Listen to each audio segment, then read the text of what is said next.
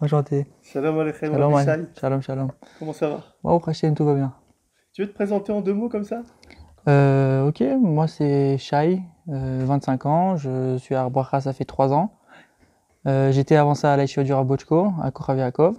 On a fait l'Aliyah il y a bientôt 18 ans. Baruch Et, Hashem. euh, et voilà, on est très heureux, on étudie à Ariel, ingénierie en électronique et électricité. Et c'est besoin ta chaîne si tu veux, tout se passera bien. Amen.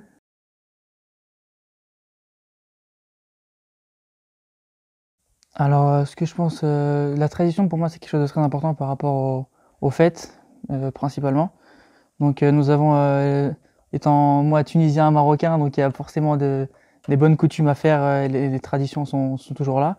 Mhm. Donc en fait, les traditions, pourquoi c'est important? Parce qu'on ramène en fait ce qu'on a vécu auparavant, donc de nos ancêtres, et qu'on les continue, on les perpétue toujours et encore, et ce qui fait qu'on a toujours une continuité. On peut aussi léguer des choses à nos petits-enfants, et puis si Dieu veut, la chose va continuer jusqu'à l'avenue du Mashiach, et là, il y aura vraiment une, plein de variétés, on va dire, de toutes sortes de choses, et vraiment, chacun ramène de chez soi, et c'est important, c'est bien important de continuer tout ça. Amen.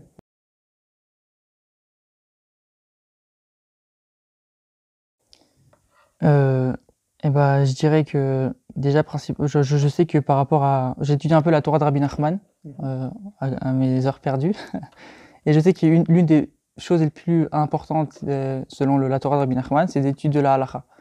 Pas forcément être tout le temps joyeux, sauter dans tous les sens et faire de la hitbod des doutes, mais si on va vraiment dans des bêtes midrash ou qui sont vraiment Breslev, ils étudient vraiment tout le temps la halakha. Vraiment, c'est quelque chose de très important pour eux. Et je pense aussi, enfin, pas que pour eux, évidemment, pour tout le monde. Et ce qui fait qu'en fait, ça nous donne un peu, genre, ce qui c'est, nous structurer un peu notre journée, que ce soit quand on se lève le matin, quoi faire, les tefillah, les tefillin, les brachot qu'on doit faire, le kriyat shema, et aussi notamment dans ce qu'on mange, dans plein de choses de notre vie, de notre quotidien.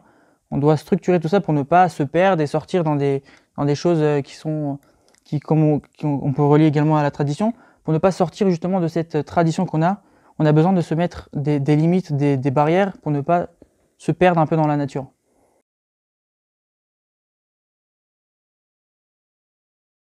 Ce que je connais du Pnei Halacha, c'est que ça ramène tout le temps les poskim, genre les plus récents.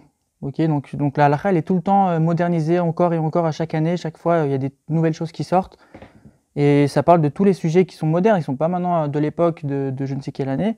Ils sont là, ils parlent des sujets actuels. Et ce qui est bien aussi dans le Pnei Halacha, c'est aussi une chose, pour répondre aussi également à la deuxième question, c'est quelque chose que j'aime vraiment beaucoup.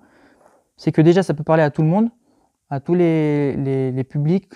Ça peut être très la façon dont il est expliqué, dont il utilise les mots tellement simples et qu'on peut comprendre, même si c'est des notions hyper profondes.